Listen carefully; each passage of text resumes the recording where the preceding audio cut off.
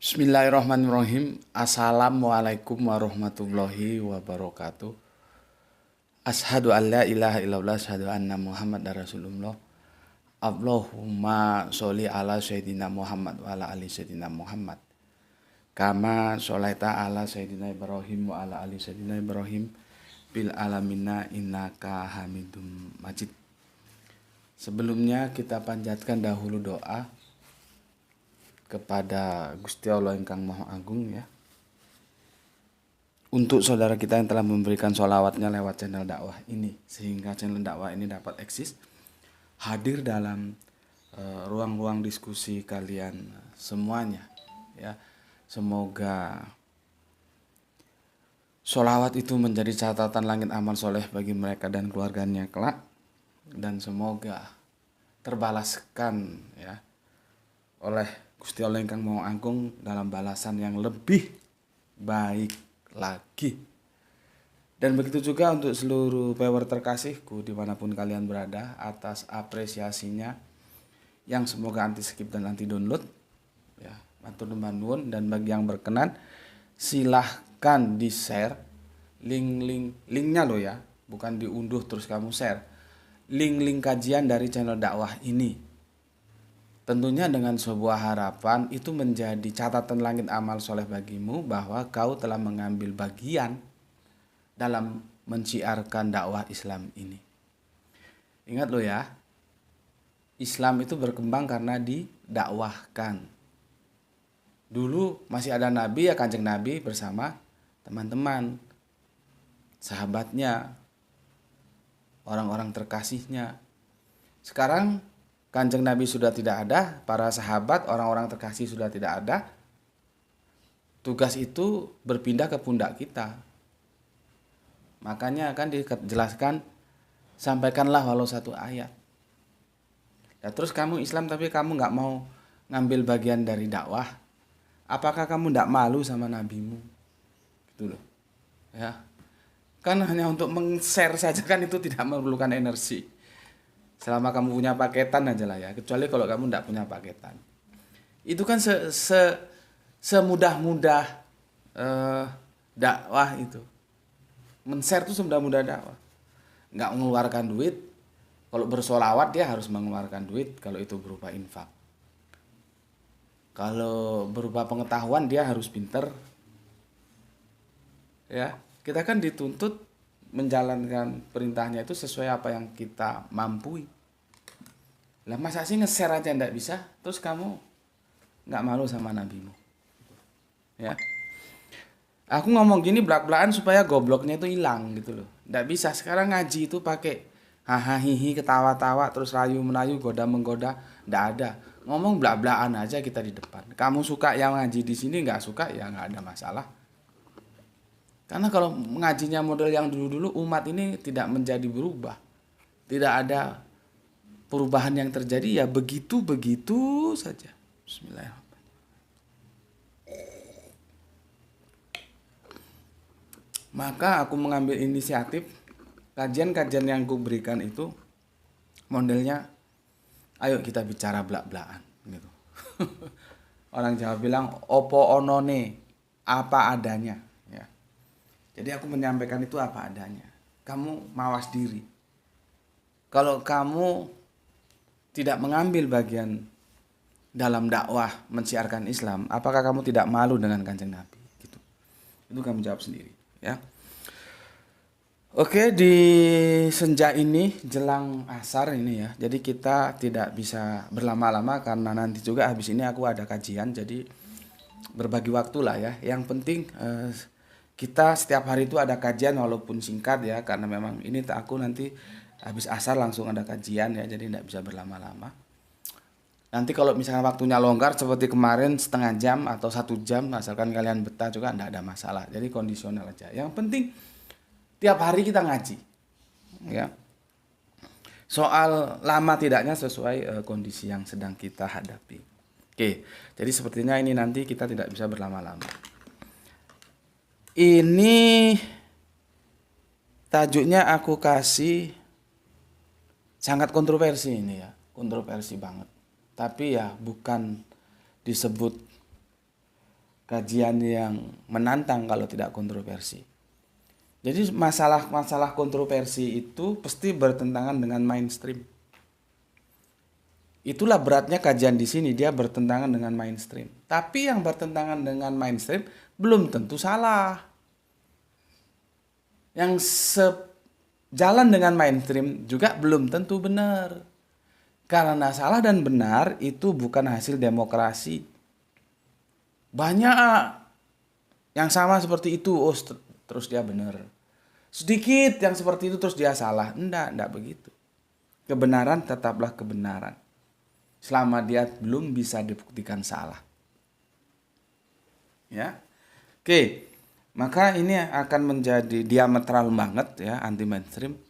Aku katakan dengan tegas saja, belak-belakan saja ya, nggak usah basa-basi wis, bahwa rahmat itu tidak bisa memasukkan kita ke surga. Ya. Bukan rahmat. Jadi bukan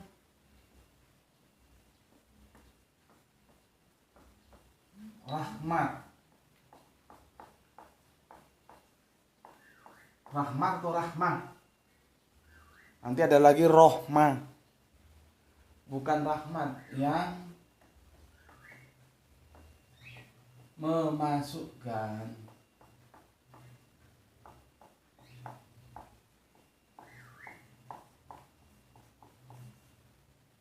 kita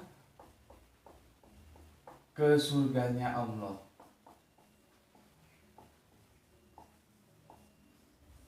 Ini seri 1. Ya. Nih. Aduh. Memang super kontroversi. Nggak apa-apa, aku mengajak kalian untuk berani mengatakan yang benar. Walaupun minoritas. Ya.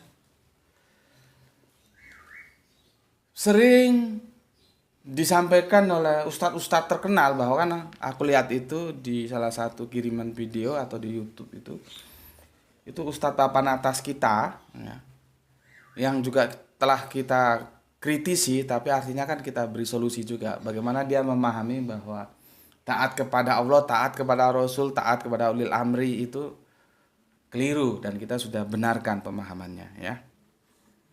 Maka kalian silahkan share kajian-kajian itu nggak salah udah 2 atau 3 bulan yang lalu kita kaji ya. Tinjauan lugotannya tidak seperti yang dia sampaikan. Ya gitulah ya, nggak peduli dia alumni mana kek, Maroko kek, Madinah kek, Mekah kek, Mesir kek, salah aja. Dan aku begitu, aku bilang salah, tapi aku bertanggung jawab, aku benarkan dan sudah aku benarkan. Nah, kali ini dia juga mengatakan, aku pernah lihat sekilas itu videonya, kebalikannya dari ini, bahwa kita itu masuk surga karena rahmat Allah gitu. Aku pikir ini gimana ini orang. Jadi bukan karena yang lain katanya, bukan karena yang lain, tapi karena rahmat Allah lah kita masuk surga. Dan dia menukil 1 atau 2 hadis itu ya, yang mengatakan bahwa kita nanti itu masuk surga karena rahmatnya Allah gitu. Dan aku tidak setuju ya, aku tidak setuju. Bukan rahmat yang memasukkan kita ke surga.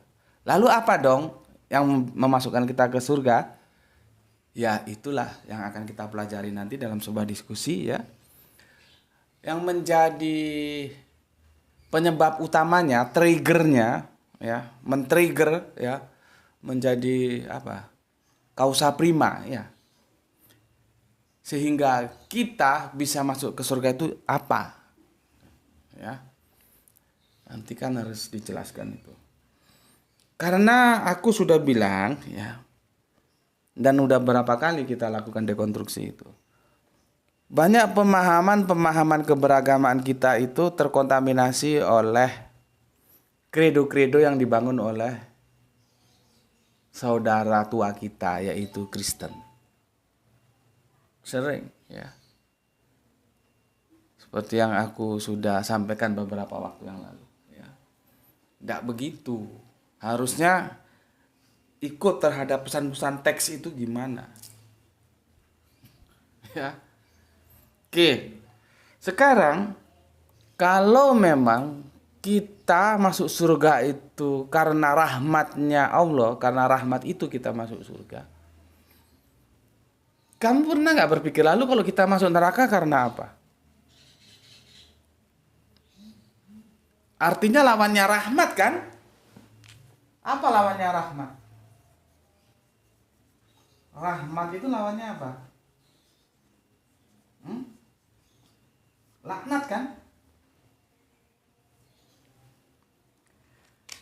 Jadi kamu harus berani mengatakan kalau kita masuk surga itu bukan karena apapun tapi karena rahmat, maka kamu harus berani mengatakan kalau kamu nanti masuk neraka itu karena laknat. Laknatnya siapa? Laknatnya Allah. Karena rahmatnya juga rahmatnya siapa? Rahmatnya Allah. Karena kamu dapat rahmatnya Allah maka kamu masuk surga. Karena kamu dapat laknatnya Allah kamu masuk neraka. Harus berani gitu ngomong. Jadi ada rahmat, ada laknat. Ya. Cuman sekarang kita akan fokus ke rahmat dulu. Ya. Ke rahmat dulu. Kalau kita ya masuk surga itu hanya karena rahmat dari Allah. Lalu apa bedanya dengan kredo-kredo kekristenan? Ya. Apa bedanya dengan kredo-kredo kekristenan? Ini khususnya yang sudah tahu ya. Kalau yang belum tahu bagaimana kredo kekristenan tentang konsep keselamatan memang agak sulit memahaminya. Maka dari itu perlunya kita belajar komparasi religi ya begitu itu ya.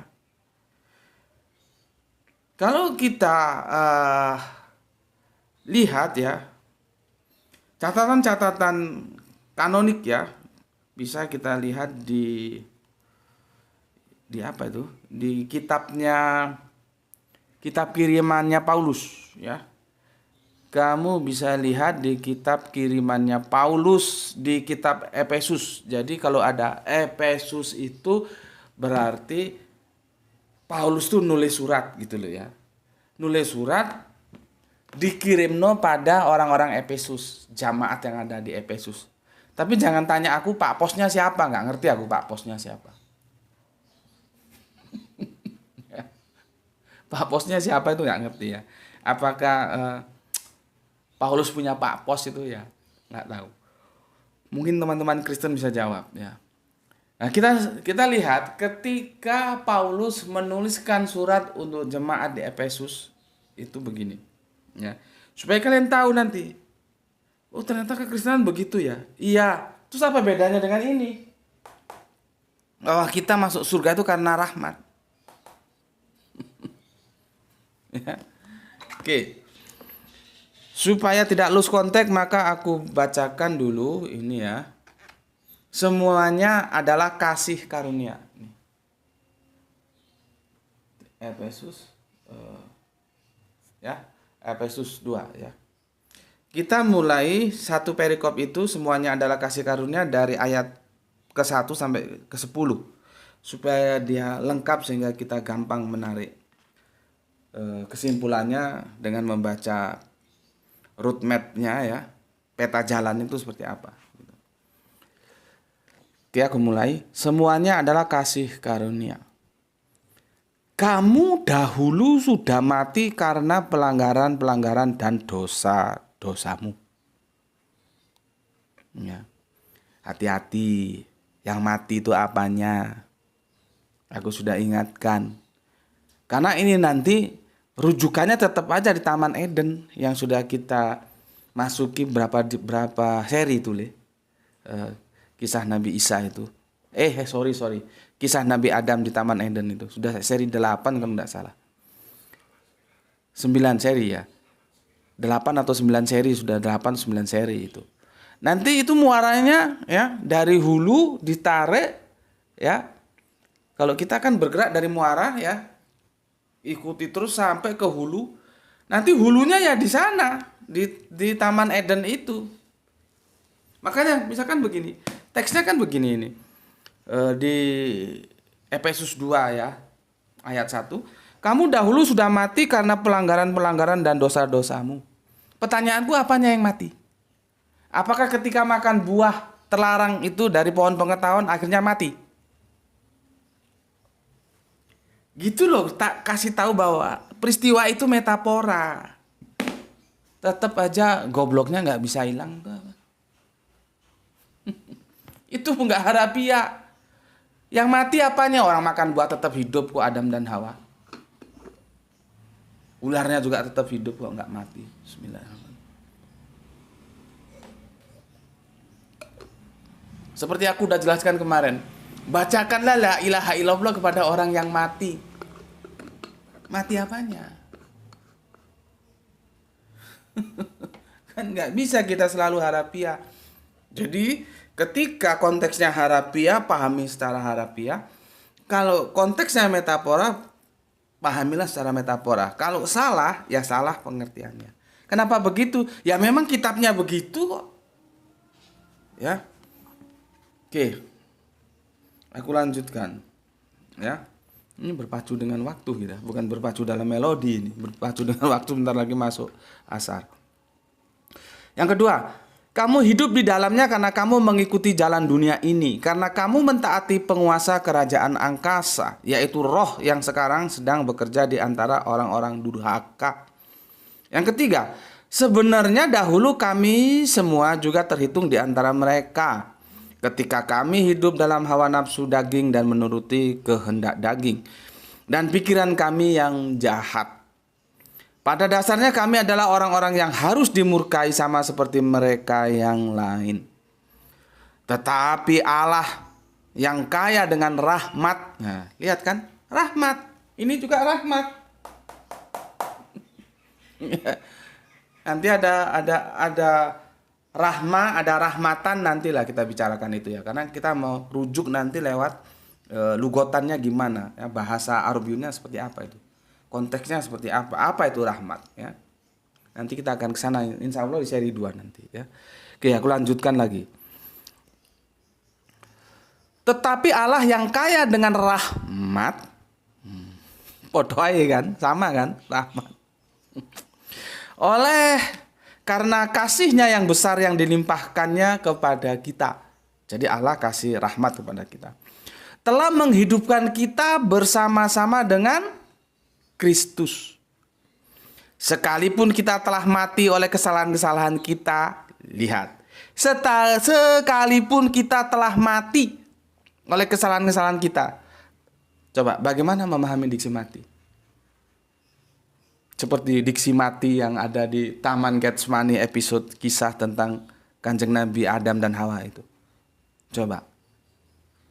Mau kamu pahami secara harafiah gitu? Mati-mati seperti banyak kita mati gitu. Nggak bisa. Ya. Makanya berkali-kali kisah Taman Eden itu metafora. Kenapa kalian takut mengakuinya metafora? Nanti aku jelaskan untuk teman-teman yang belum tahu kenapa mereka tidak mau memahaminya itu secara metafora. Kalau nggak memahami metafora, bagaimana memahami diksi mati? Seperti di sini juga. Bagaimana memahami diksi mati? Seperti hadis juga, bacakanlah la ilaha illallah kepada orang yang mati. Itu mati apanya? Ya. Oke, aku lanjutkan ya. Jadi ya, aku ulangi yang kelima, telah menghidupkan kita bersama-sama dengan Kristus sekalipun kita telah mati oleh kesalahan-kesalahan kita. Karena kamu berbuat salah seperti Adam berbuat salah ya lewat perempuannya Hawa ya. Yang itu diprovokasi oleh si ular bisa ngomong. Ada ular bisa ngomong di mana? Ya di kitab perjanjian lama itu ada ular bisa ngomong. Kitab-kitab lain tidak ada. Itu mau dipahami secara harafiah, ular bisa ngomong. ya. Oke. Telah menghidupkan kita bersama-sama dengan Kristus sekalipun kita telah mati oleh kesalahan-kesalahan kita. Oleh kasih karunia kamu diselamatkan. Lihat, oleh kasih karunia. Nanti istilahnya mereka, teman-teman Kristen kita, kasih karunia. Ya.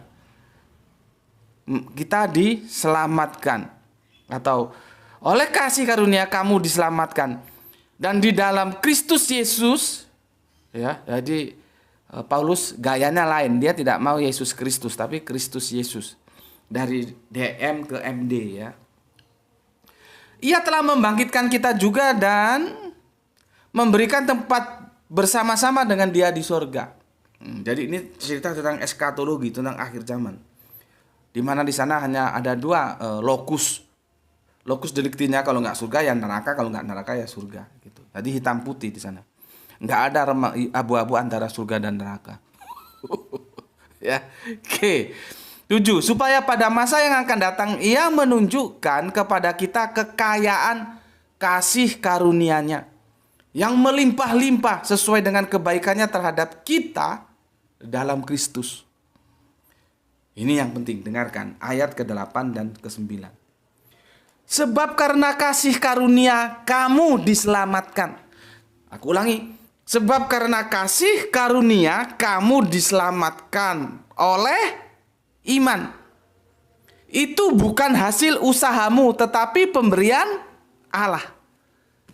Ya. Jadi dia diselamatkan karena pemberian Allah yang dinamanya kan kasih karunia, sehingga dia selamat. Ya. Yang ke-9, itu bukan hasil pekerjaanmu. Jangan ada orang-orang yang memegahkan diri.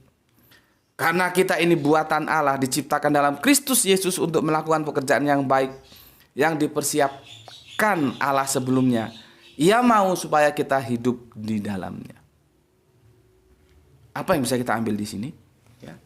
Bahwa urusan surga dan neraka, urusan keselamatan, itu menurut kredo kekristenan bukan hasil usaha mereka. Jadi mbok mereka itu beribadah taat sampai jengking lah, kata orang Jawa. Jengking itu kepalanya sampai nungging, kepala jadi kaki, kaki jadi kepala, hidup taat, banyak ibadah. Itu tetap saja tidak bisa menyelamatkan mereka. Karena keselamatan itu adalah kasih karunia pemberian dalam tersalibnya Yesus. Sehingga dosa-dosa yang diwariskan kepada mereka itu lunas, dibayar oleh tersalibnya Yesus. Gitu loh. Jadi mereka itu tidak pernah berpikir masuk surga itu karena usaha mereka. Enggak, itu semua kasih karunia. Karena sudah ditebus. Ujung-ujungnya ya soteriologi salib. Keselamatan itu datang pada salib. Lewat salib itulah kamu itu nanti terselamatkan. Sehingga menyelamatkan kamu itulah kasih karunia. Bukan karena kamu beribadah taat. Enggak. Itu kredonya teman-teman Kristen kita. Ya, yang sudah aku bacakan di kitab Efesus, ya. Efesus 2, ya. Semuanya adalah kasih karunia. Kasih karunia itu apa? Ya rahmat itu. Ya. Kan jelas ayatnya. Ini 8, 9. Aku fokuskannya 8 dan 9. Dengar baik-baik. Sebab karena kasih karunia kamu diselamatkan oleh iman. Itu bukan hasil usahamu. Bukan hasil usahamu. Bukan hasil usahamu. Tetapi pemberian Allah. Jadi kamu diberi.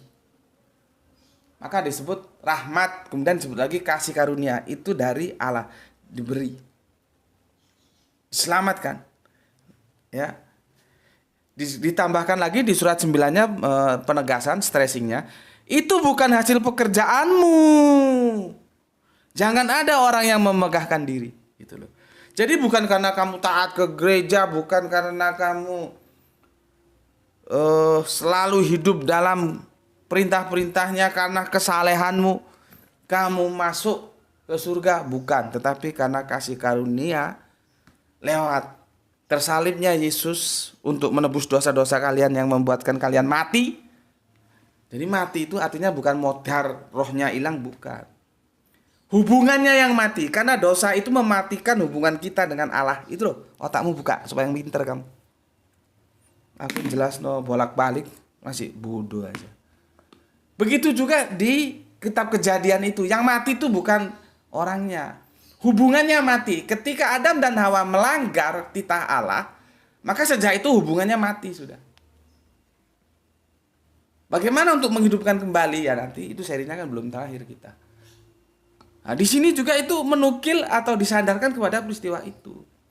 Karena adanya dosa waris yang menjalar ke seluruh manusia begitu dia dilahirkan, ini harus ada hero yang bisa menghapuskan dosa waris. Dialah yang disebut Yesus lewat kematiannya di tiang salib. Jadi kalau tidak percaya ya, seperti apa yang dikatakan kematian Yesus di tiang salib itu adalah untuk menebus dosa-dosa kita, kan gitu dogmanya kan ya. Ya ora selamat. Jadi teman-teman Kristen itu selamat karena sudah dikasih. Apa itu kasih? Kasih karunia. Lewat apa? Kematiannya Yesus di kayu salib. Kenapa Paulus begitu? Ya begitulah, karena Paulus yang membangun dogma soteriologi salib. Maka selaras sekali dengan tulisannya untuk orang-orang Efesus. Dia tidak bisa dipisahkan dari penyaliban Yesus.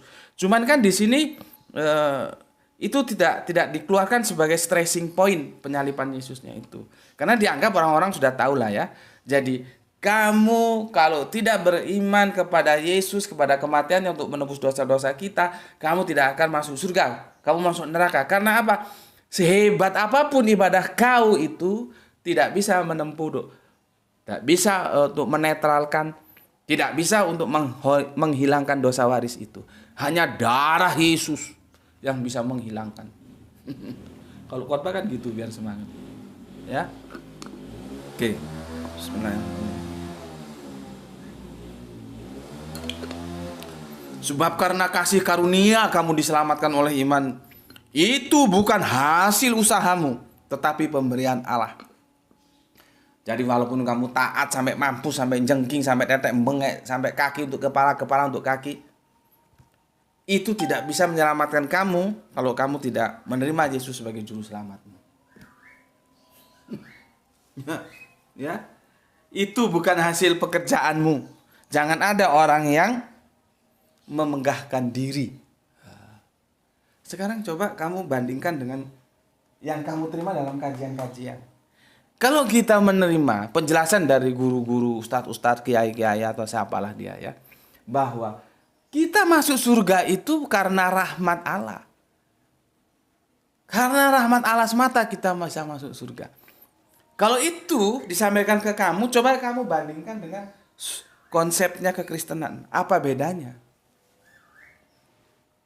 Coba. Di Kristenan sudah jelas dibilang bahwa itu bukan hasil usahamu. Lalu apa bedanya dengan Islam? Bukan hasil usahamu karena kamu taat, kamu sholat, masuk surga, tidak. Karena apa? Karena rahmat dari Allah. Makanya tadi aku balik aja. Terus kalau orang masuk neraka karena apa? Kalau masuk surga karena rahmat. Gitu loh. Ya. Nah, pemahaman-pemahaman seperti ini yang mau aku dekonstruksi supaya bisa terhenti sampai di sini, jangan diwariskan ke anak cucu kita. Salah itu begitu. Kalau begitu lalu apa bedanya dengan kekristenan yang sudah aku jelaskan? Kan jadi kacau semuanya. Makanya seperti aku bilang, banyak penafsiran-penafsiran kita itu yang masih terpengaruhi oleh Israiliyat. Ya.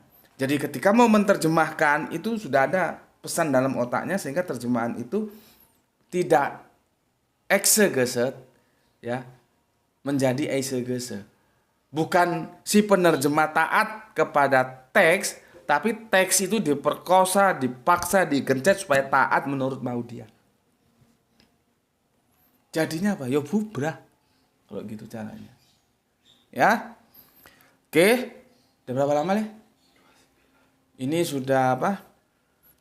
Sudah masuk waktunya asar ya. Nanti sholat berjamaah ya. Setelah itu aku berangkat. Insya Allah paling ngaji setengah jam atau 1 jam atau paling lama 2 jam lah ya. Dari sini ya berangkat. Jadi gini-gini juga Ya kita harus ngaji di sini juga aku ngaji di tempat lain. Ya. Karena semakin banyak kita ngaji, semakin kuat ingatan kita. Seperti nanti kalau kamu dari sini kamu ajarkan kepada yang lain, kamu sama aja mengulangi apa yang telah kamu dapatkan di sini. Kan berarti kamu belajar dan mengajar. Itu kan enak. Gitu loh. Jadi jangan pernah malas belajar dan mengajar, karena dengan cara belajar terus kamu nanti ngajar sama saja kamu mengulangi materi itu. Gitu loh.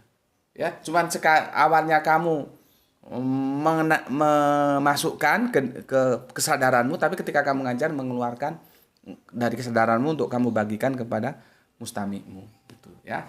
Oke. Semoga kalian tetap selalu eksis ya dan belajar di sini, dan yang aku mau itu loh ya. Apa yang bisa kamu lakukan untuk dakwah ini? Kamu pikirkan ya. Oke, di sini dulu ya. Maaf dipersori karena ini waktunya ketat, nanti mau ngaji ya. Maka pesan semoga kita semua mendapatkan rezeki yang barokah. Dan kalau sudah mendapatkan rezeki yang barokah, jangan lupa bagaimana semestinya gitu. Ya. Dan semoga kita juga dilimpahkan kesehatan yang prima sehingga bisa mengaji lagi, melanjutkan kajian-kajian kita. Berikutnya yang hari ini insya Allah seri pertama, dan besok kita lanjutkan seri kedua. Itu dari aku ya. Bismillahirrahmanirrahim. Alhamdulillahirabbil alamin.